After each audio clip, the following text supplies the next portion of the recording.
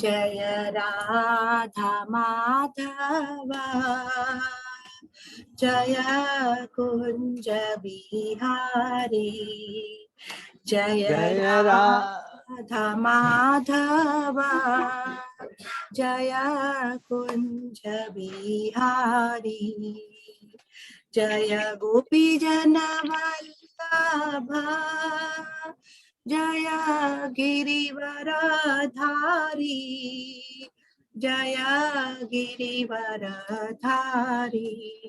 यशोदानंदन व्रज जनरंजन यशोदानंदन व्रज जनरंजन यमुना तीरा वनचारी जय राधा माधव जय कुंज बिहारी हरे कृष्णा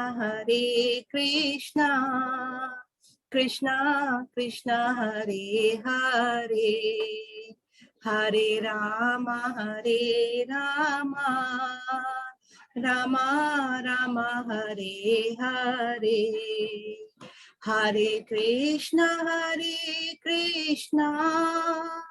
कृष्णा कृष्णा हरे हरे हरे राम राम राम हरे हरे हरे कृष्णा कृष्णा कृष्णा हरे हरे हरे राम राम राम हरे हरे गोविंद बोलो हरि गोपाल बोलो राधा रमण हरि गोविंद बोलो हरि गोपाल बोलो राधा रमण हरि गोविंद बोलो जय राधा दामोदर राधे जय राधा गोपीनाथ राधे जय राधा मदन मोहन राधे जय राधा रास बिहारी राधे जय राधा माधव राधे जय राधा गोविंद राधे जय राधा मधुसूदन राधे जय राधा केशव राधे जय राधा कुंज बिहारी राधे जय जगन्नाथा बलदेवा जय सुभद्रा जय गौरनिताय जय गौरनिताय जय जय गुरुदेव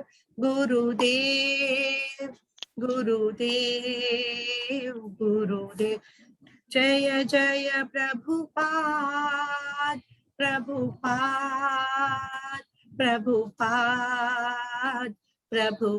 निताई गौर हरि बोल हरि नाम संकीर्तन की जय श्रीला प्रभुपाद की जय हरि हरि बोल। बहुत बहुत धन्यवाद रीना माता जी को, बहुत ही सुंदर उन्होंने कीर्तन कराया और आशा करता हूँ सभी भक्तों ने बहुत अच्छे से कीर्तन किया होगा। और रीना माता जी बहुत सेवा करती है, हमेशा क्लास के बाद बहुत ही सुंदर वो समराई करके भेजती है। हरि बोल। तो अभी हम लोग मंगलाचरण करते हैं। ओम अज्ञानतिमिरान्धस्य ज्ञानाञ्जनशलाकया चक्षुरुन्मीलितं येन तस्मै श्रीगुरुवे नमः। श्रीचैतन्यमनोभीष्टं स्थापितं येन भूतले स्वयं रूप कदा मह्यम ददाति स्वपदान्तिकम्।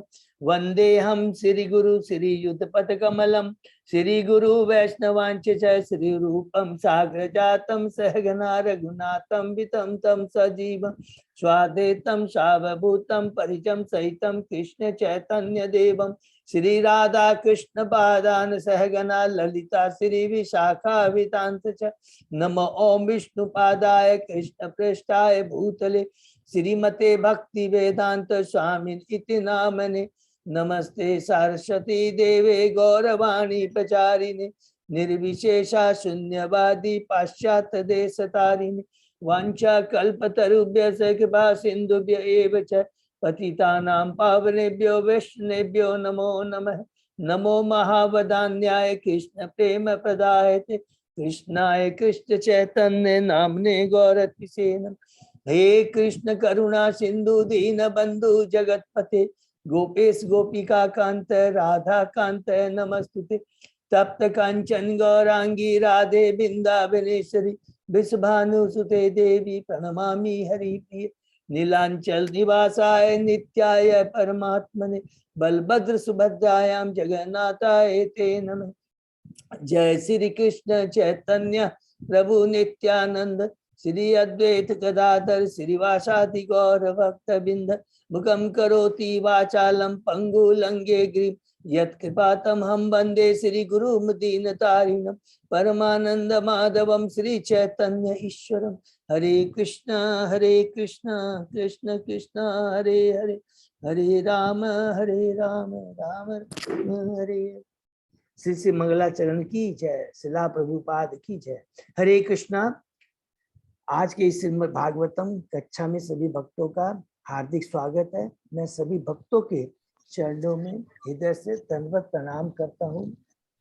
हम बहुत भाग्यशाली हैं कि हम सब भक्त लोग मिलकर करके भगवान श्री कृष्ण गुरु आचार्य साधु सीनियर डिवोटियों की कृपा से कई दिनों से श्रीमद् भागवतम का हम लोग चर्चा कर रहे हैं, अध्ययन कर रहे हैं, मिलकर आपस में पाठ कर रहे हैं।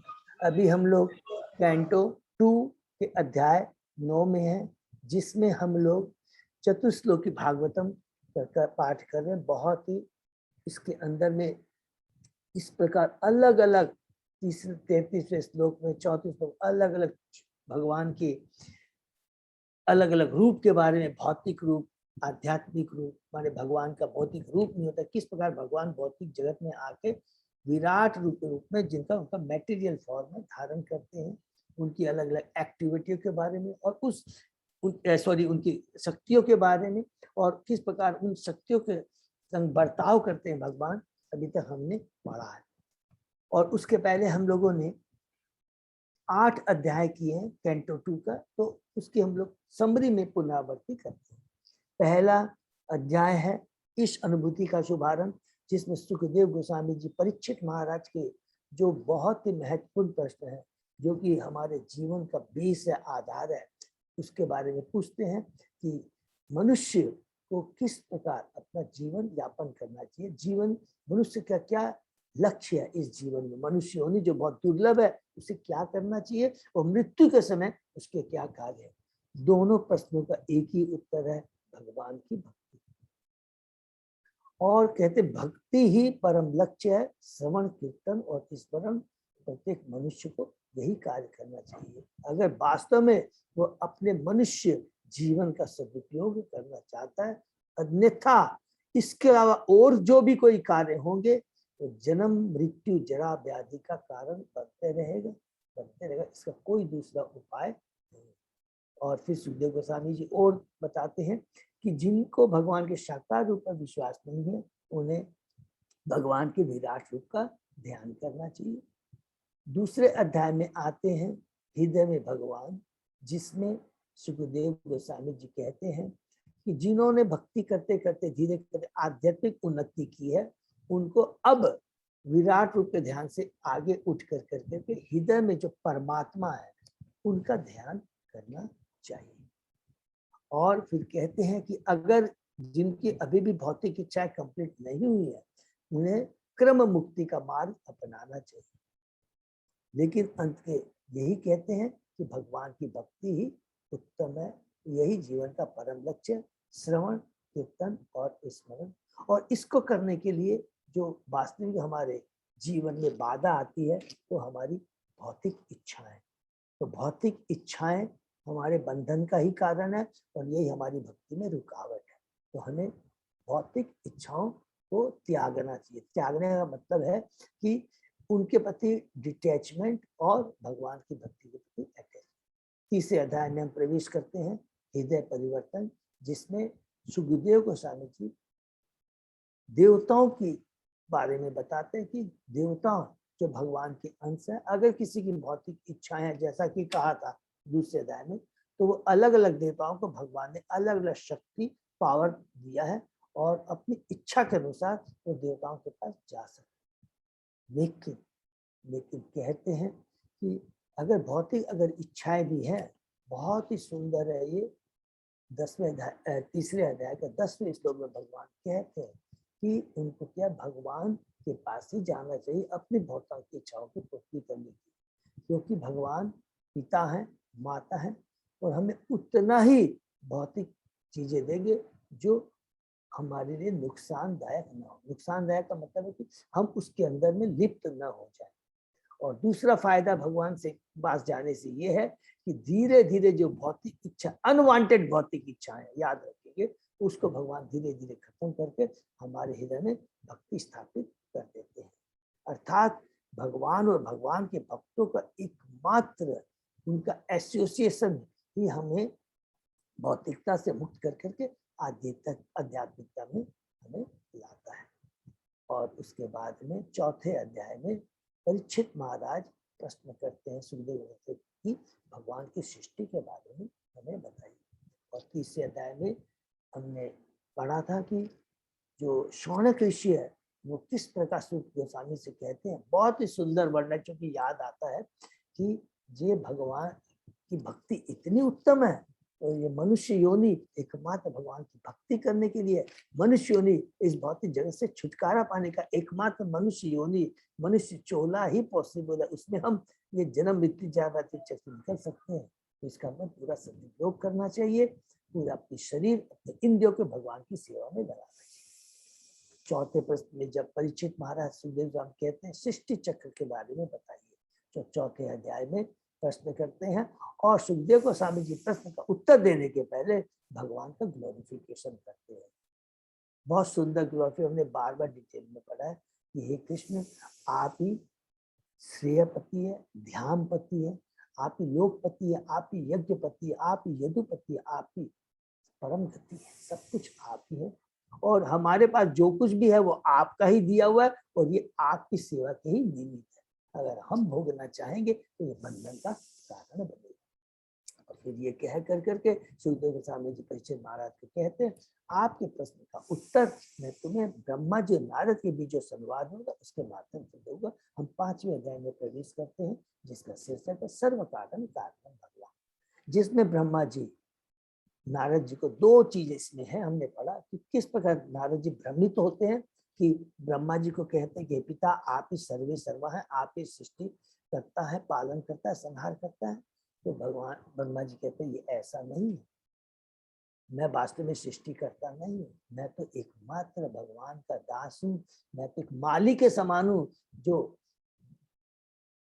बाग में, बगीचे में जो बीज है उसकी खाली सिंचाई करता हूँ। सिंचाई करने के लिए भी जो बुद्धि, ज्ञान और अव्यय जो दरकार है तो भगवान से ही आते हैं। ये कह करके फिर उनके 6 प्रश्न जो रहते हैं नारद मुनि के, यत रूपम, यत अधिष्ठातम, यत सृष्टिम, यत संसतम, यत परम, तत् तत्वतम, ये 6 प्रश्नों का उत्तर एक एक करके देते हैं। प्रथम जो 4 प्रश्न आउट ऑफ 6 वो 5वें अध्याय में देते हैं और यत रूपम, यत अधिष्ठातम, यत सृष्टिम, यत परम, और बाकी जो 2 प्रश्न का उत्तर है वो 6ठे अध्याय में देते हैं, जिसका शीर्षक है पुरुष शुक्ति का पुरुष शुक्ति की क्या है याद नहीं आ रहा, भूल गया। तो उसका उत्तर देते हैं 6वें अध्याय में। 2 प्रश्नों का उत्तर देते हैं। क्या? पहला कि तत्वतम, ये जो द्रव्य है, ये जितने भी अव्यय है वो भगवान से ही आते हैं। पुरुष सुक्ति की पुष्टि है, ये अध्याय का शीर्षक है।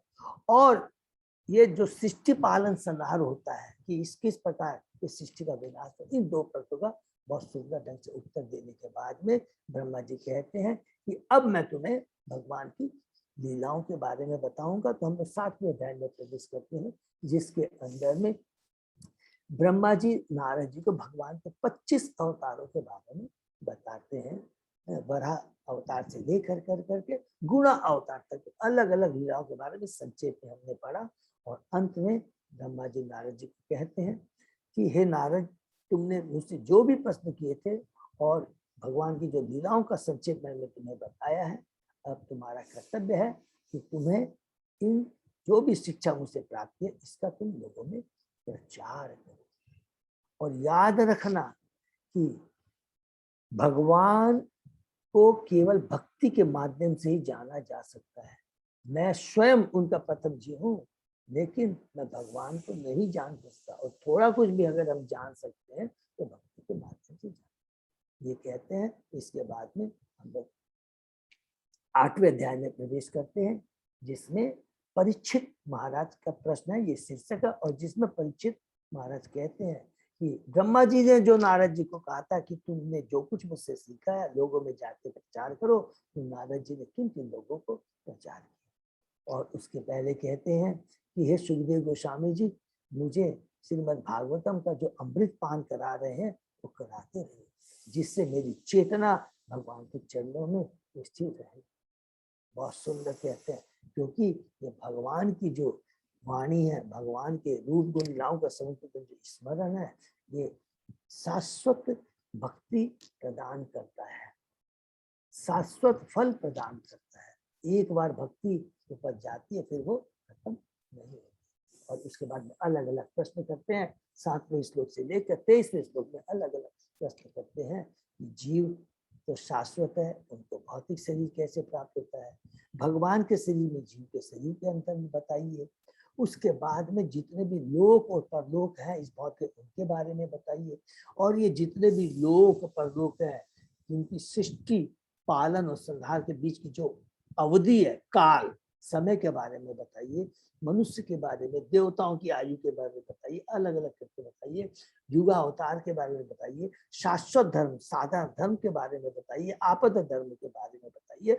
और हे भगवान, आप तो स्वतंत्र हैं, और आप जो सृष्टि पालन संहार करते हैं तो वो क्या चीज है, वो तपस्या क्या है जिसमें तुरंत बिना हिचक के आप उसका संहार भी कर देते हैं, जो कि बताता है कि भगवान परम त्यागी है, जिनको कोई असर। इस प्रकार अलग अलग प्रश्न करके कहते हैं कि सुखदेव गोस्वामी जी कहते हैं कि ये जो भगवान और ब्रह्मा जी के बीच में, भगवान और ब्रह्मा जी के बीच में ये जो डिस्कशन हुआ था, और ये जो तत्व ज्ञान, ये तत्व से संबंधित जो प्रश्न किए हैं, इसका उत्तर भगवान का रेफरेंस, भगवान और ब्रह्मा जी के वार्तालाप का रेफरेंस देते हुए एक एक प्रश्न का उत्तर। उसके बाद में 90वें अध्याय में हम प्रवेश करते हैं, जिसमें सुखदेव गोस्वामी जी पहले प्रश्न का उत्तर देते हैं। तो प्रश्न क्या है, बहुत ही इंपॉर्टेंट है कि जीव तो शाश्वत है, लेकिन उसको भौतिक शरीर क्यों मिलता है, इस भौतिक जगत में क्यों आता है, जिसका उत्तर सुखदेव स्वामी स्वयं देते हैं। तो ये जितने भी प्रश्न किया था हम लोग याद कर ले, उसमें से कुछ प्रश्नों का उत्तर सुखदेव गोस्वामी जी खुद परीक्षित को देते हैं, और बाकी जो ब्रह्मा जी का और भगवान का जो वार्तालाप होता है, भगवान के उनके वार्तालाप के माध्यम से बाकी प्रश्नों का उत्तर देते हैं। तो पहला प्रश्न है कि जब जीव अपनी अल्प स्वतंत्रता का दुरुपयोग करता है, पाप और इच्छाएं करता है, तो उसे भौतिक जगत में आना पड़ता है। दूसरे श्लोक में कहते हैं भौतिक जगत में जब आता है 84 लाख योनियों में घूमता रहता है, और मैं और मेरे के चक्कर में घूमता रहता है, और सुख की खोज करता रहता है, लेकिन उसे वो नहीं मिलता। लेकिन जैसे ही उसका ये माया का प्रभाव, 3 गुणों का प्रभाव उसके ऊपर से हटता है, भगवान और भगवान के भक्तों की कृपा से, तो वो अपनी सही चेतना में आ जाता है। उसके बाद में ब्रह्मा जी के बारे में बताते हैं कि ब्रह्मा जी ने किस प्रकार, जो प्रथम जीव है, जब उत्पन्न हुआ, वो स्वयं अपने प्रयास से कमल नाल, जो कमल जो नाल है उसके बारे में पता लगाना चाहते हैं, नहीं कर पाते हैं। लेकिन जब वो भगवान को सरेंडर करते हैं तो भगवान उन पर कृपा करते हैं, उनको तप शब्द सुनाई देता है, और उनके आदेश के अनुसार ब्रह्मा जी 1000 दिव्य देवताओं की आयु तक भगवान का स्तुति करते हैं, भगवान की तपस्या करते हैं। तो भगवान उनको दर्शन देते हैं। भगवान कहते हैं, हे ब्रह्मा, तुम्हारी भक्ति से मैं बहुत प्रसन्न हूँ, क्योंकि तुमने जो तप किया है, ये जो है मेरा हृदय है और मेरी आत्मा है। ये कह करके भगवान उनको कहते हैं कि हे ब्रह्मा, तुम्हें जो भी कुछ पूछना है मुझसे पूछो। फिर ब्रह्मा जी कहते हैं, हे भगवान, आप तो परम नियंता हैं, मुझे आपके भौतिक रूप और आध्यात्मिक रूप के बारे में बताइए। आप मुझे आपकी शक्तियां जो कि है अलग अलग विभिन्न शक्तियां, वो कैसे कार्य करती हैं, और आप इन शक्तियों से किस तरह बर्ताव करते हैं। और उसके बाद में कहते हैं कि आपने मुझे सृष्टि का जो भार दायित्व तो दिया है, ये करते करते मैं तमोगुण और रजोगुण के प्रभाव में मैं आ जाऊं, अपने को मैं परमेश्वर नहीं समझ बैठूं, अपने को डूअर नहीं समझ बैठूं, इसकी मुझे कृपा। तो भगवान 31 श्लोक में कहते हैं, हे ब्रह्मा, तुमने बड़े भक्ति से भाव से तुमने भक्ति की है, और मैं तुम्हारे को ज्ञान दूंगा, विज्ञान दूंगा, और ये जो रहस्य है मेरे ज्ञान का, मेरी भक्ति का, और इसको भक्ति को किस प्रकार तुम कर सकते हो। और चौथा है जिसको रहस्य बोलते हैं, और चौथा तत् अंगम, अर्थात इस भक्ति को करने की क्या विधि है, इसके बारे में तुमको बताऊंगा। तो एक एक कर करके यही चारों चतुश्लोकी भागवतम बनती है, जिसमें हम लोगों ने डिस्कस किया पहला, दूसरा और तीसरा। पहला प्रश्न क्या है कि भगवान के आपके अपने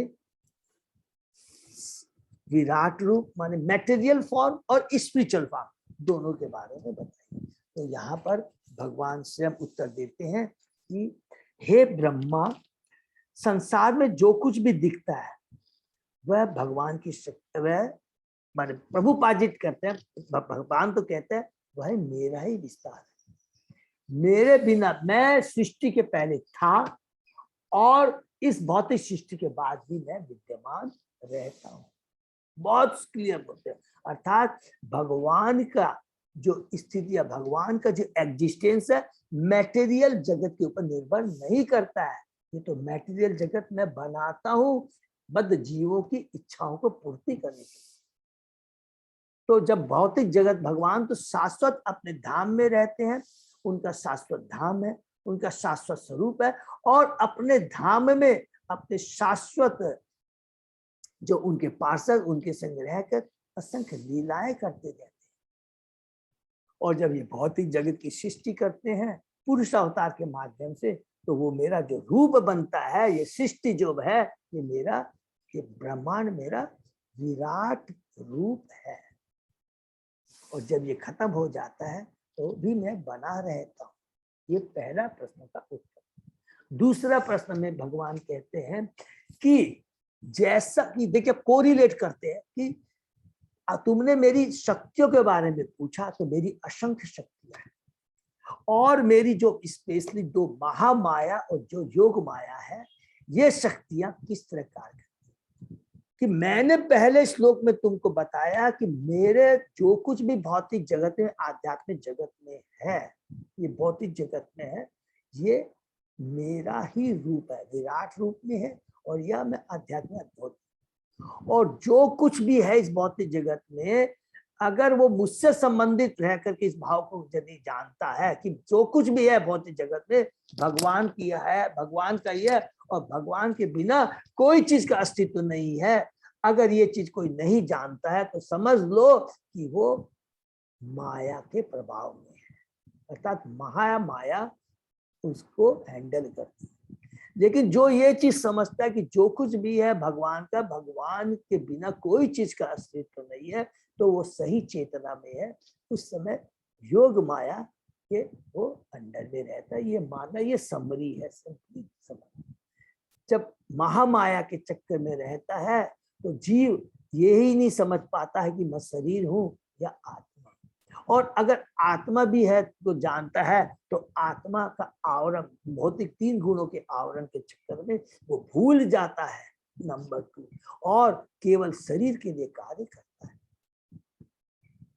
ये दोनों चीज बताते हैं। और जब ये समझ जाता है कि मैं आत्मा हूं और भगवान से उसका क्या संबंध है, भगवान के बारे में जान जाता है, तब वो योग माया के अंदर में रहता है, फिर माया के चक्कर में रहता है। और उस समय वो भगवान की सेवा के लिए कार्य करता है, मेरी सेवा के लिए कार्य करता है, न कि भौतिक जगत में अपने शरीर के लिए और भौतिक जगत के जितने भी अशाश्वत उसके लिए कार्य करता है। तो ये हुआ संबंध ज्ञान, पहला।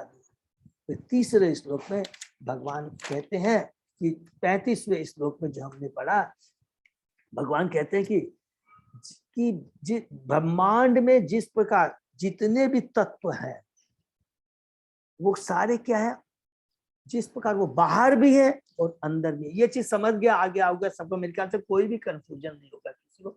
बहुत सिंपल चीज भगवान बताते हैं कि तुम्हारा तीसरा प्रश्न है कि किस प्रकार मैं इन जो शक्तियां है मेरी उनसे मैं बर्ताव करता हूँ। उसका बहुत सुंदर जवाब भगवान देते हैं। तो क्या जवाब देते हैं कि जिस प्रकार ब्रह्मांड के सारे तत्व प्रत्येक अणु के अंदर भी है और बाहर भी है, उसी प्रकार मैं अपने द्वारा उत्पन्न प्रत्येक वस्तु में रहते भी प्रत्येक वस्तु से पृथक रहता हूँ। ये बहुत सिंपल हमने पढ़ा था कि भगवान श्री कृष्ण है, उनसे ही सारी चीजें निकलती है, अर्थात सारी चीजें उनके अंदर में है। चाहे बलराम जी को ले लीजिए, प्रथम चतुर्व्यूह को ले लीजिए, नारायण को ले लीजिए, सेकंड चतुर्व्यूह को ले लीजिए, महाविष्णु को ले लीजिए, गर्भोदक्षाय विष्णु को ले लीजिए, सब कुछ भगवान के। और भगवान भी परमात्मा के रूप में प्रत्येक अणु के अंदर में है। ये तो पहला चीज है। तो इस प्रकार भगवान कहते हैं। और दूसरा कहते हैं कि जिस प्रकार भौतिक तत्व है निर्जीव है वो बेचारे, लेकिन कभी भी उनमें अटैचमेंट नहीं होता है। मट्टी का हमने एग्जाम्पल दिया था कि चाहे तो वो उसको चींटी के शरीर में डाल दीजिए या मनुष्य के शरीर में, देवता में डाल, वो कभी भी ऑब्जेक्शन नहीं करता। उसी तरह भगवान कहते हैं कि मैं परमात्मा के रूप में चींटी से लेकर ब्रह्मा के रूप में रहता हूँ, लेकिन इसके प्रति आसक्ति मेरी नहीं रहती है। अर्थात हम, मेरा जो भी रूप है, मेरी जो भी सृष्टि है, वो किस प्रकार बहिरंगा शक्ति के संग हैंडल करती है, एकदम डिटैच रहती है। लेकिन आध्यात्मिक जगत में प्रत्येक चीज शाश्वत है और हर जीव, वो वहां कोई निर्जीव नहीं है। ये जितने एलिमेंट्स है, भौतिक एलिमेंट जिनकी बात करते हैं, वो सारे के सारे पूर्ण चेतना में रहते हैं और भगवान की सेवा में नियुक्त रहते हैं। एक एक की दामोदर लीला में दूध का हमने पढ़ा है कि दूध भी सजीव है। वो कहता है कि हे यशोदा माँ, सारा दूध अगर तू अपने स्तन का कृष्ण को पिला देगी तो उसका पेट भर जाएगा, तो फिर मैं किसके काम के रहूंगा, मुझे तो आत्महत्या करनी लगेगी। ये कोई वो नहीं है, ये सत्य बात है। ये भगवान, ये हमारे शास्त्र में लिखा हुआ। कोई भी चीज, चट्टान है, गर्मी में गर्म हो जाती है, भगवान को कैसा चाहिए, ठंडी में ठंड, गर्मी में ठंडा और जाड़े में गर्म हो जाता है। एक एक जो है एलिमेंट्स है वो भगवान की सेवा में लगे रहते। तो उस समय योग माया क्या है, उसमें भगवान, जीव क्या है और भगवान सब एक दूसरे की सेवा में लगे रहते। ये तीसरा है। चौथा प्रश्न है जिसको अभी हम आज पढ़ेंगे। अर्थात हम लोग कितना सुंदर है कि यहाँ पर ये पूरा क्या भक्ति भाव है। ये तीसरा श्लोक है जो रहस्य क्या है कि दो चीज है। पहला रहस्य ये है कि मैं भौतिक जगत में जितनी भी हमारी शक्तियां हैं इससे निर्लिप्त रहता, मेरा इससे कोई लेना देना नहीं रहता है। आध्यात्मिक जगत में मैं अंतरंग शक्ति मां से अपने जीवन में आदान प्रदान करता। और जो ये दृष्टि उत्पन्न कर लेता है, बहुत ध्यान से सुनेंगे, जिसको ये दृष्टि उत्पन्न कर लेता है और जिसकी कि हाँ भगवान सर्वत्र है, जो कुछ भी है भगवान का है, भगवान से संबंधित कुछ, ये चीज अगर जीव को समझ में आ जाती है तो वही उसी को कहते हैं भक्ति। और यही रहस्य है मेरे ज्ञान का और यही रहस्य, मेरे ज्ञान का रहस्य क्या है कि मैं सर्वत्र विराजमान हूँ, जो कुछ भी है मेरे बिना कुछ भी नहीं है। और ये चीज अगर हम जान देते हैं, समझ लेते हैं, हृदय में उतार लेते हैं, यही रहस्य और यही वास्तव में भक्ति है। ये 30 साल का बहुत इंपॉर्टेंट। अब चौथे श्लोक में ब्रह्मा जी कहते हैं कि आपने मुझे जो सृष्टि करने के लिए जो दायित्व तो दिया है, वो करते करते मैं कहीं उसमें लिप्त नहीं हो जाऊं, उस पर मुझे कृपा की। तो यहाँ पर ब्रह्मा जी भगवान से क्या मांग रहे हैं कि आपने मुझे जो बताया, तो आपकी जो भक्ति जो मिली है, और उसको भक्ति में कायम रहूं मैं, और भौतिकता में न फंसू, उसकी विधि बताइए। अर्थात ये हो गया हमारी साधना भक्ति विधि बताइए।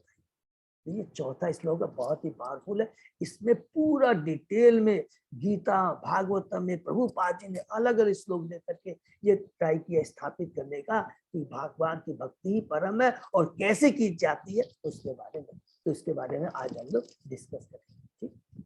ओम नमो भगवते वासुदेवाय। ओम नमो भगवते वासुदेवाय। ओम नमो भगवते वासुदेवाय। नारायण नमस्कृत्य नरं चैव नरोत्तमं देवी सरस्वती व्यासं ततो जयं उदीरे। नष्टप्रायेषु अभद्रेषु नित्यं भागवत सेवया भगवती उत्तम श्लोके भक्ति भवति नैष्ठिकी। आराधयो भगवान ब्रजेश तनय ततदाम वृंदावनम रमया काचिदुपासना व्रजवधु वर्गेण्य कल्पिता। श्रीमद्भागवतम प्रमाणम अमलम प्रेमा पुमर्तो महा। श्री चैतन्य महाप्रभो मतम इदम तत् आदरो न पर। हरे कृष्ण कृष्ण कृष्ण हरे हरे, हरे राम राम राम हरे। अध्याय 9 शीर्षक का श्री भगवान के वचन का उद्धरण देते हुए प्रश्नों के उत्तर। श्लोक नंबर 36 प्रभु।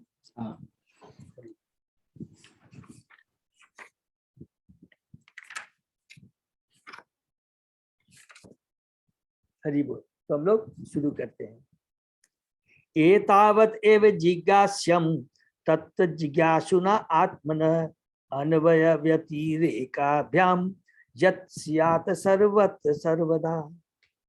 जो व्यक्ति परम सत्य रूप श्री भगवान की खोज में लगा हो, उसे चाहिए कि वह समस्त परिस्थितियों में सर्वत्र और सर्वदा प्रत्यक्ष तथा अप्रत्यक्ष रूप से इसकी खोज करे। अरे वो देखिए भगवान ने कितना बढ़िया पाव क्या क्या क्या कि परम सत्य माने भगवान श्री कृष्ण वही परम सत्य है कि खोज में जो लगा उसे चाहिए क्या क्या करना चाहिए। समस्त परिस्थितियों में और जितनी भी सिचुएशन है उसमें सर्वत्र सब जगह और सर्वदा प्रत्यक्ष तथा अप्रत्यक्ष रूप से उनकी खोज करनी चाहिए। तो प्रत्यक्ष क्या है, अप्रत्यक्ष क्या है, समस्त परिस्थितियां क्या है, सर्वत्र क्या है, सर्वदा क्या, इसके एक एक बारे में भगवान यहाँ पर हमें प्रभुपाद जी के तात्पर्य के माध्यम से बताएंगे। तो ये बहुत लंबा इसमें दिया है, तो हम लोग पूरा ट्राई करते हैं। लेकिन एकमात्र सारा इसने एक ही चीज स्टैब्लिश किया है कि कैसे भगवान की भक्ति की जाए।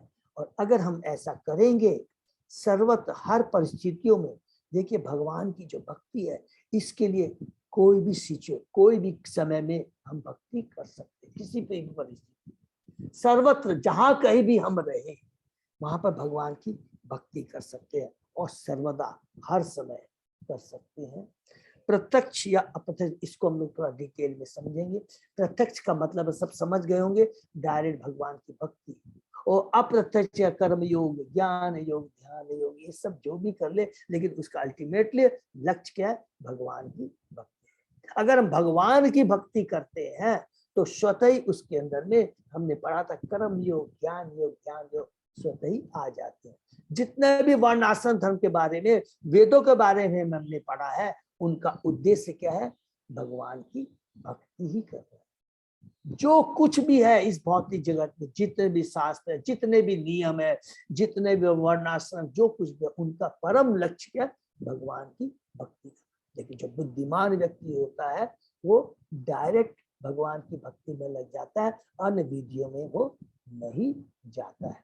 और भगवान की भक्ति कितनी सरल है देखिए, इसके लिए कोई योग्यता की दरकार नहीं, नंबर 1। इसके लिए कोई भी कि मैं क्षत्रिय हूँ, ब्राह्मण हूँ, वैश्य हूँ, शूद्र हूँ, चंडाल हूँ, इसकी किसी की दरकार नहीं, जो कि स्वयं सुखदेव को स्वामी जी ने ग्लोरिफिकेशन करते हुए 4थे अध्याय में हमने पढ़ा था।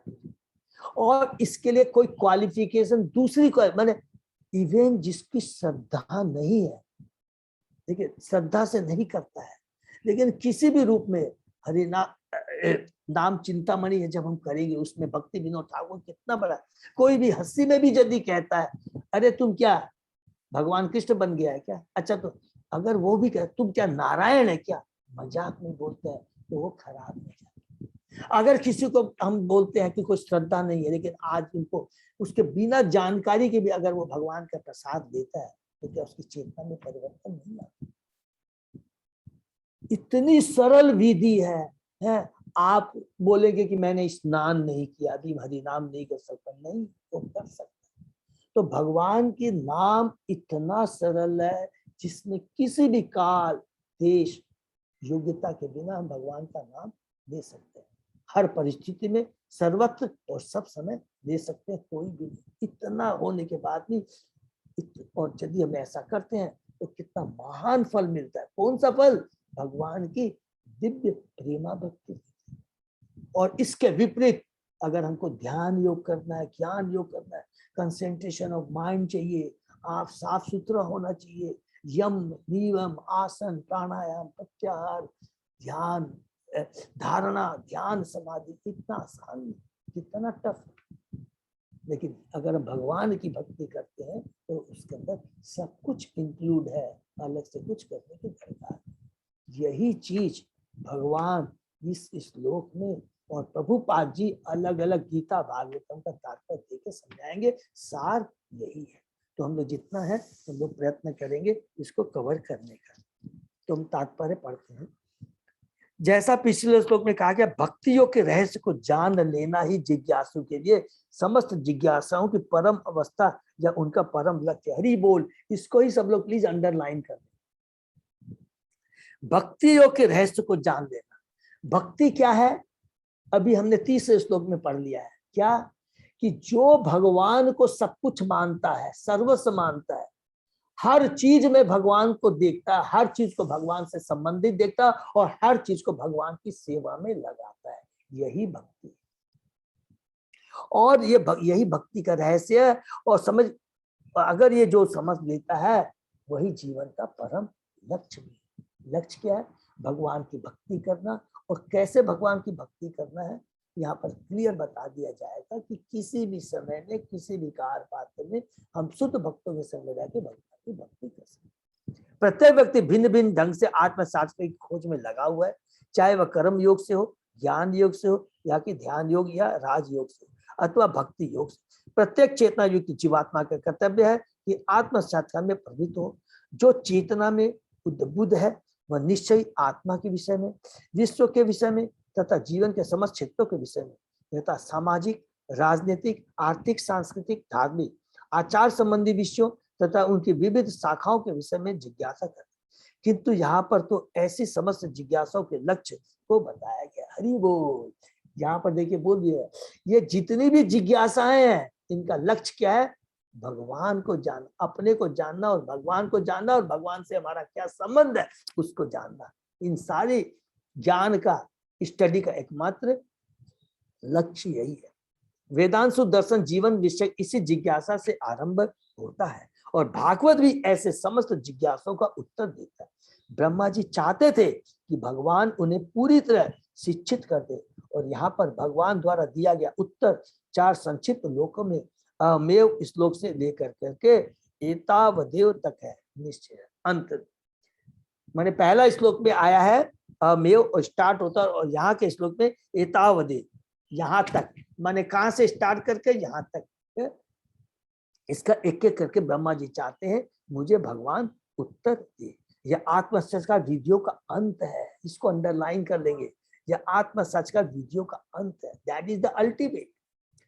अंधकार में अंधकार के चकाचौंध से मोहग्रस्त होने के कारण मनुष्य यह नहीं जान पाते कि जीवन का परम लक्ष्य श्री भगवान विष्णु है। भगवान की जो अंधकार का मतलब हमने पढ़ा था क्या, प्रतिबिंब। प्रतिबिंब का मतलब माया, जो वास्तव में सच नहीं है।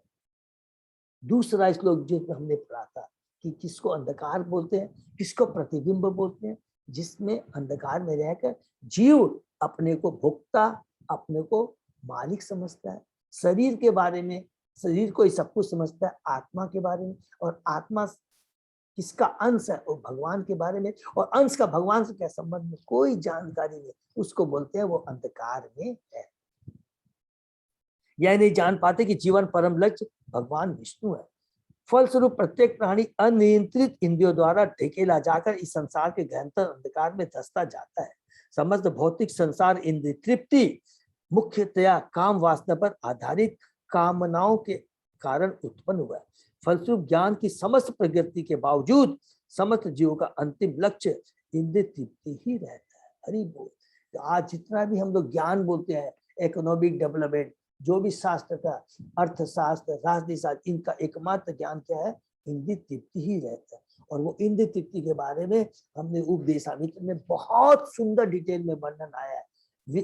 एक विस्तृत इंद्रिय और एक लिमिटेड इंद्रिय, अलग अलग के बारे में।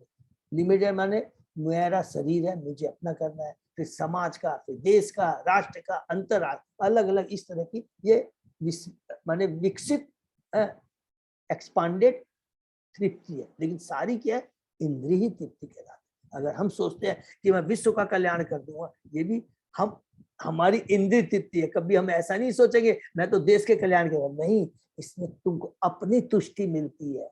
भगवान की तुष्टि के लिए कोई कार्य नहीं है। इस भौतिक जगत से छुटकारा पाने के लिए क्या करना है, वो कोई कार्य में रुचि नहीं है। ठीक है, किंतु यहाँ पर वास्तविक जीवन लक्ष्य बताया गया। जहाँ वास्तविक जीवन लक्ष्य क्या है, जिसे भक्ति योग के ज्ञान में दक्ष प्रामाणिक गुरु या जीवित भागवत व्यक्ति के समक्ष जिज्ञासा करके जानना चाहिए। तो परम जो दिव्य ज्ञान है वो क्या, भक्ति का ज्ञान है। और किससे मिल सकता है, प्रामाणिक गुरु के माध्यम। प्रत्येक व्यक्ति अनेक प्रकार की धर्म संबंधित जिज्ञासाओं में लगा हुआ है, किंतु श्रीमद् भागवत आत्मशास्त्र के समस्त जिज्ञासों को उत्तर प्रदान करने वाला है। एकमात्र श्रीमद् भागवतम और भगवत गीता। जीवन का यह परम लक्ष्य कठोर परिश्रम अथवा लगन के बिना नहीं खोजा जा सकता। जो व्यक्ति ऐसी सच्ची जिज्ञासाओं से प्रेरित होता है, उसे चाहिए कि ब्रह्मा जी की शिष्य परंपरा के प्रामाणिक गुरु से पूछे। यही इस श्लोक में निर्देशित है। क्योंकि भगवान के इस रहस्य को, जहां भी रहस्य वर्ड आएगा, माने रहस्य क्या है, भक्ति का ज्ञान। और भक्ति का ज्ञान, ज्ञान और उसका रियलाइजेशन, ज्ञान और विज्ञान को ब्रह्मा जी के समक्ष प्रकट किया था भगवान ने। अर्थात आत्म से संबंधित सारी जिज्ञासा ऐसे गुरु के समक्ष प्रकट की जानी चाहिए, जो शिष्य परंपरा से मान्य भगवान का सीधा प्रतिनिधि हो। ऐसा प्रामाणिक गुरु शास्त्रों के प्रमाण के आधार पर प्रत्यक्ष अप्रत्यक्ष रूप से सारी बात को स्पष्ट करने में समर्थ होता है।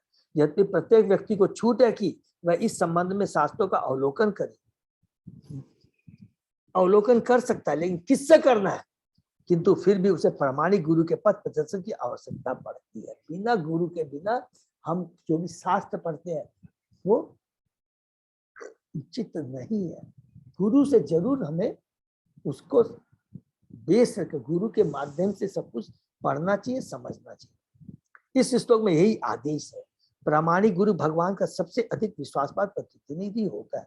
अतः मनुष्य को चाहिए कि गुरु से उसी भाव से आदेश प्राप्त करे जिस प्रकार ब्रह्मा जी ने भगवान श्री कृष्ण से प्राप्त किया था। किस प्रकार प्राप्त किया था, याद करेंगे। कृष्ण ब्रह्मा जी कहते हैं कि मैं तो जीव हूं, मैं तो एक माली हूं, बिना आपकी कृपा से मैं कुछ नहीं जान सकता, केवल समर्पण से ही मैं जान सकता हूँ। त्वदीति प्रणिपातेन परिप्रतेन सेवया उपदेशं कीते ज्ञानम ज्ञानी तत्व। तो बहुत ये पूरा देखे, ये चौथा जगह जो 34वां श्लोक है, याद रखेंगे। पूरा का पूरा जो गुरु और शिष्य की क्या उसको रिक्वायरमेंट है, ये सारा चीज उस श्लोक में दिया हुआ है। और सारा वही भाव को बार बार यहाँ पर प्रभुपाद जी बता रहे हैं, पूरे विनम्र भाव से, ज्ञान भक्ति को प्राप्त करने के, ज्ञान के उद्देश्य से नहीं, हृदय में भक्ति। देखिए ज्ञान और विज्ञान, वो भक्ति का ज्ञान भगवान का जो हृदय में उतर जाए। हृदय में उतरने का मतलब होता है कि जब हृदय में उतरता है तो हमारी चेतना में परिवर्तन आता है। अर्थात जब तक यहाँ रहता है वो केवल ज्ञान हुआ, जब यहाँ से उतर के हृदय में आता है तो सारे काम, क्रोध, लोभ, मोह, मस्त जब सट जाते हैं उसको कहते हैं विज्ञान, जो कि हमने वास्तव में हृदय में उतारा है। ये सब कब होता है? प्रेम से, भक्ति से, समर्पण भाव से, विनीत भाव से और सेवा भाव से अगर हम गुरु को अप्रोच करते हैं। उस शिष्य परंपरा में ब्रह्माणी गुरु कभी भी अपने को भगवान नहीं कहता, यद्यपि ऐसा गुरु भगवान से भी बड़ा था। गुरु गोविंद दो खड़े काके लागू पाए, बलिहारी गुरुदेव की गोविंद दियो, क्योंकि वह अपने व्यक्तिगत अनुभव से भगवान को दूसरों को दे सकता है। हरि बोल। क्योंकि जो प्रमाणिक गुरु होता है, आचार्य होता है, वो अपने हृदय में भगवान को कैरी करता है, भगवान को धारण करता है। वो जहां भी जाता है, इसलिए कहते हैं वो जगह तीर्थ स्थान हो जाता है। किंतु प्रामाणिक गुरु के पारदर्शी माध्यम से जिज्ञासु को उसकी प्राप्ति हो सकती है। शास्त्रों में इसके सीधे निर्देश प्राप्त हैं, किंतु जीवात्मा अंधकार में चकाचौंध के द्वारा मोहग्रस्त होने के कारण अंधी होने से शास्त्रों के सत्य को खोज पाने में अक्षम है। उदाहरणार्थ भगवद गीता में सारा आदेश भगवान श्री कृष्ण की ओर लक्षित है, किंतु ब्रह्मा जी की परंपरा में प्रामाणिक गुरु के अभाव में अथवा अर्जुन जैसे प्रत्यक्ष श्रोता के अभाव में अनेक अवेद पुरुष अपनी सनकों की तुष्टि के लिए इस दिव्य ज्ञान को तोड़ मोड़ कर प्रस्तुत करते हैं। पाखंडी लोग।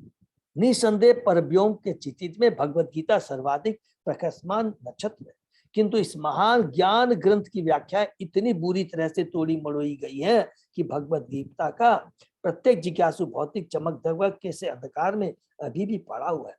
ऐसे जिज्ञासुओं को शायद ही भगवद गीता से प्रकाश मिल पाता है। गीता में मुख्य रूप से वही आदेश दिया गया है जो भागवत के इन 4 मूल श्लोकों में प्राप्त है। इसको अंडरलाइन कर लेंगे प्लीज, बहुत इंपॉर्टेंट।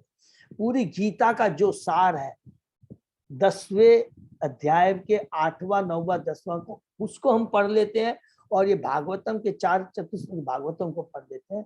दोनों का एक ही अर्थ है, किंतु अवेद पुरुषों द्वारा इसकी गलत तथा फैशन प्रस्त व्याख्या से कोई सही निष्कर्ष पर नहीं पड़ा।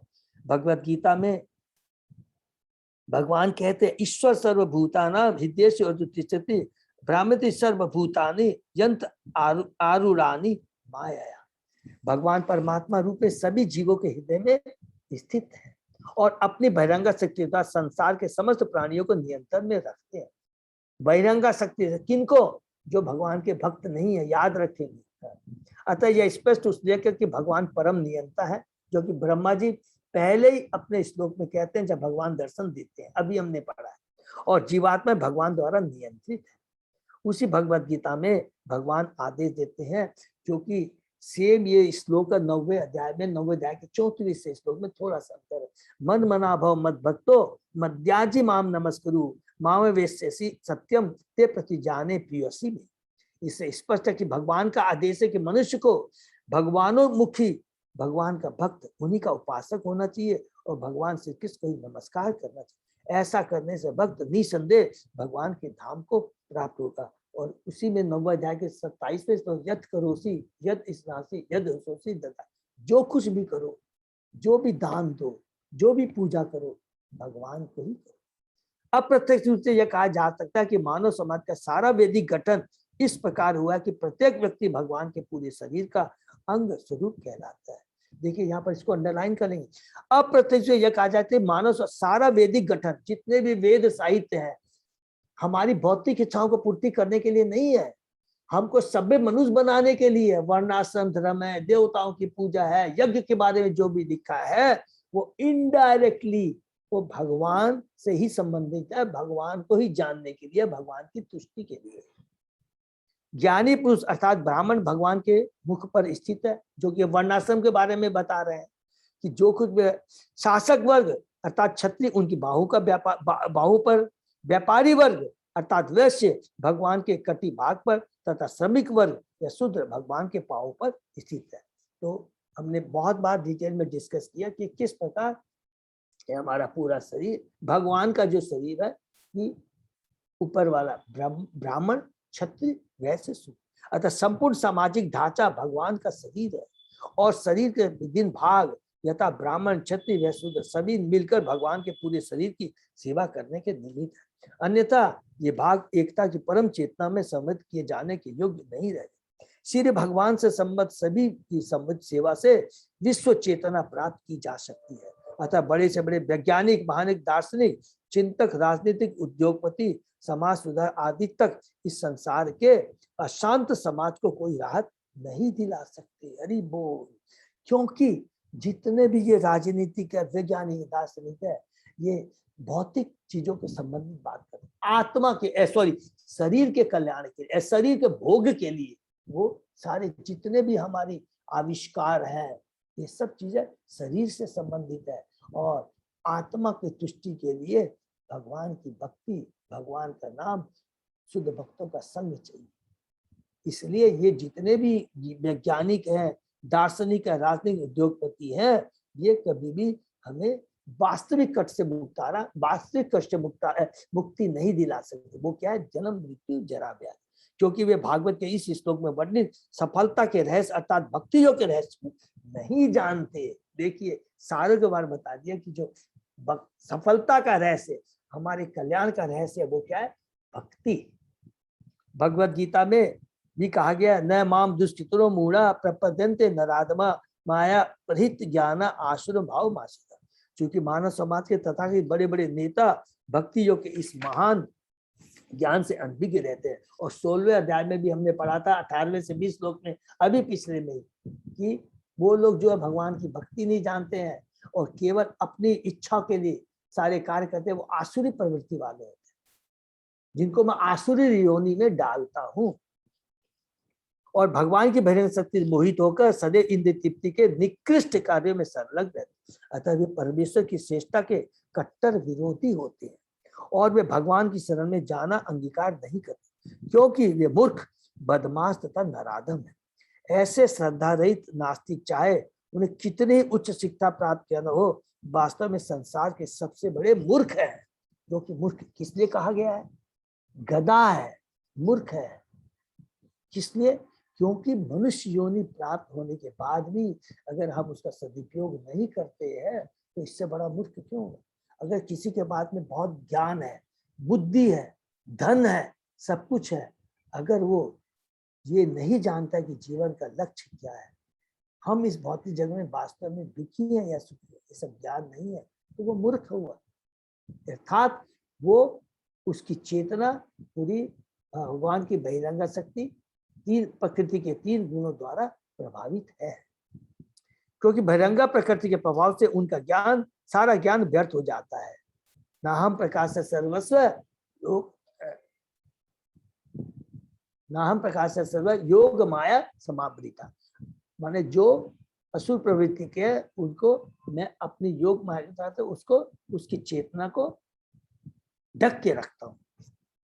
अतः सारा आधुनिक समुद्र ज्ञान कुत्ते बिल्लियों के समान इंद्रिय तुष्टि के लिए आपस में लड़ने में लगा जाता है और विज्ञान, दर्शन, कला, राष्ट्रीयता, आर्थिक विकास, धर्म संबंधी अर्जित सारा ज्ञान तथा सारे महान कार्य उसी प्रकार व्यर्थ कर दिए जाते हैं जिस प्रकार शव के लिए प्रयुक्त बस हरी बोलते हैं। कितना एक पावरफुल है कि ये जो है सब क्या है कि सौ को सजाने के बराबर है, माने बोलने का मतलब है, ठीक है ना। 100 के लिए ही सारे कार्य करने के लिए, शरीर के लिए 100 के लिए कार्य।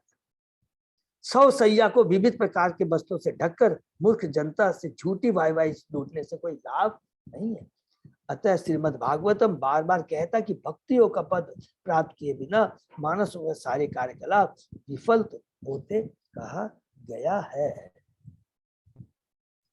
पराभावस तावत बोध जातो यावन् जिज्ञासत आत्म तत्वम यावत क्रिया तावत इदम मनोवे कर्मात्मकम ये न शरीर बद्ध है। बोल, जब तक मनुष्य आत्मसार की जिज्ञासा की उपेक्षा करता है तब तक बड़े से बड़े भौतिक कार्यकलाप पराजय स्वरूप होते हैं। क्योंकि मानव जीवन का उद्देश्य ऐसे अवांछित तथा व्यर्थ के कार्यों से पूर्ण नहीं होता। मनुष्य शरीर का कार्य भव बंधन से मुक्त होना है। हरि बोल। माने मनुष्य योनि किस लिए बनी है? भव बंधन से मुक्त होना। किंतु जब तक कोई भौतिक कार्यों में लीन रहेगा तब तक उसका मन पदार्थ की भंवर में घूमता रहेगा और वह जन्म जन्मांतर देह के बंधन में फंसता रहेगा। ये जितने भी श्लोक है ना, 5वां 6वां, ऋषभ, भगवान ऋषभ अपने पुत्र को देते हैं। कैंटो 5 पढ़ेंगे, बहुत पावरफुल है कि किस प्रकार भगवान ऋषभ देव अपने, उनके जो 100 पुत्र थे जिसमें भरत महा सबसे बड़े थे, कितनी सुंदर शिक्षा देता, बहुत ही सुंदर पावरफुल। एवं मन कर्म वशम प्रयुक्ते अविद्यात्म अनुपदीय माने प्रीतिर्न यावन मई वासुदेवे न मुच्यते देह योगिन तावत। मन के ही कारण विविध देह धारण करके सभी प्रकार की भौतिक यातनाएं भोगनी होती है। अतः जब तक मन सकाम कर्म में लीन रहता है उसे अज्ञान में मग्न समझना चाहिए। अतः जब तक कि मनुष्य परम पुरुष भगवान वासुदेव के प्रति दिव्य प्रेम उत्पन्न नहीं कर लेता तब तक वह पुनः पुनः विभिन्न देहों में भव बंधन में पड़ता रहेगा। परम पुरुष वासुदेव के दिव्य नाम रूप गुण तथा लीलाओं में मग्न रहने का अर्थ है मन की वृत्ति को पदार्थ से परम ज्ञान में बदल देना, जिससे परम बोध के पथ पर अग्रसर जा सकता है और इस प्रकार भव बंधन तथा विभिन्न देहों के जाल से छुटकारा पाया जा सकता है। जो कि इसी अध्याय के दूसरे श्लोक में सुखदेव गोस्वामी जी परीक्षित महाराज को कहते हैं। पहला प्रश्न क्या रहता है कि कैसे जीव जो शाश्वत होते हुए भौतिक शरीर क्यों धारण करता है, उसके जवाब में सुखदेव गोस्वामी जी कहते हैं इसलिए वो अल्प स्वतंत्रता का जब दुरुपयोग करता है, पाप और इच्छाएं जब उसके मन में आती है उस समय ये ऐसा होता है। अतः श्री जीव गोस्वामी प्रभुपाद सर्वत्र सर्वदा शब्दों की टीका इस अर्थ में करते हैं जो कि श्लोक के अंदर है। सर्वत्र सर्वदा शब्दों की टीका इस प्रकार इस अर्थ में करते हैं कि भक्तियों के नियम सभी परिस्थितियों के लिए उपयुक्त, अर्थात भक्ति योग समस्त शास्त्रों में संतुष्ट है, यह समस्त अधिकारियों द्वारा प्रयुक्त है, यह भी सभी स्थानों पर महत्व रखता है, यह समस्त कार्यकारणों में उपयोगी है इत्यादि। जहां तक सभी शास्त्रों का संबंध है ये स्कंद पुराण से ब्रह्मा तथा नारद की कथा का निम्न उदाहरण देते हैं। संसारे अस्मिन् महाधोरे जन्म मृत्यु समाकुले पूजनम वासुदेवस्य तारकम वादिभि स्मृतम। यह संसार अंधकार तथा भय के साथ साथ जन्म मरण तथा विभिन्न चिंताओं से पूर्ण है और इस विशाल जाल से निकलने का एकमात्र उपाय भगवान वासुदेव की दिव्य प्रेमा भक्ति को स्वीकार करना है। सभी वर्ग के दासों ने इसे स्वीकार किया है। जय प्रभु। तात्पर्य बहुत लंबा है तो और में नहीं होगा कंप्लीट, दो क्लास लगेगी कम से कम, 2 क्लास लगेगी इसको फिर से तो ये बहुत, तो यहाँ पर हम लोग विराम देते हैं और जितना भी हमने डिस्कस यहाँ पर किया है।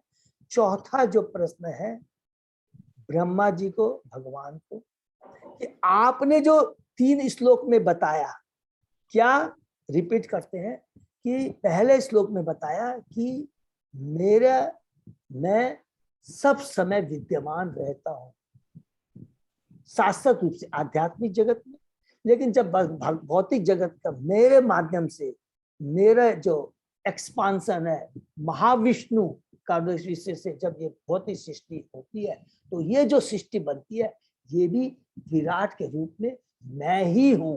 ये मेरा मेटेरियल फॉर्म नंबर 1। नंबर 2, ये जो भी इस भौतिक जगत में आता है वो किस कारण से आता है, भोगना चाहता है और महामाया उसको कंट्रोल करती है, बहिरंग शक्ति। लेकिन जो भगवान की भक्ति करता है, मेरे संग रहता है, मेरे को सदैव सब कुछ मानता है, मेरे बिना इस कोई चीज का अस्तित्व नहीं है, ये जानता है, वो महामाया योग महामाया बहिरंग शक्ति के कंट्रोल में न रहकर मेरी योग माया अंतरंग शक्ति में रहता है। और जो सदैव ये सोचता कि भगवान के अस्तित्व बिना कुछ भी नहीं है, सब कुछ भगवान ही है, जो कुछ भी मेरे पास में है, जो कुछ हम देखते हैं, ये दृष्टि रखता है, माने परम दृष्टि दिव्य दृष्टि रखता है, वो कभी वही वास्तव में भक्त है और वो कभी भी दुख दुख इस भौतिक जगत में भी रहते हुए कभी भी दुखी नहीं रह रहे। ये जो भाव है, ये दर्शन है, ये सोच है, यही भक्ति है। और इस भक्ति को, इस चीज को मेंटेन रखने के लिए कि सदैव मेरी चेतना यही बनी रहे, कृष्ण के बिना कुछ भी नहीं है, कृष्ण सर्वोत्तम है, इसको मेंटेन रखने के लिए, इसको बनाए रखने के लिए हमें क्या करना है? भगवान की भक्ति करना है। ये चौथे श्लोक में भगवान ब्रह्मा जी को बोलते हैं कि तू बोलता है कि मैं विविल्डर नहीं हूँ, माया के चक्कर में नहीं पड़ू, तमोगुण रजोगुण 3 गुणों के चक्कर में नहीं पड़ो, तो तुमको खाली एक ही कार्य करना है। वो क्या है, क्या विधि है? वो साधना भक्ति, भगवान की भक्ति।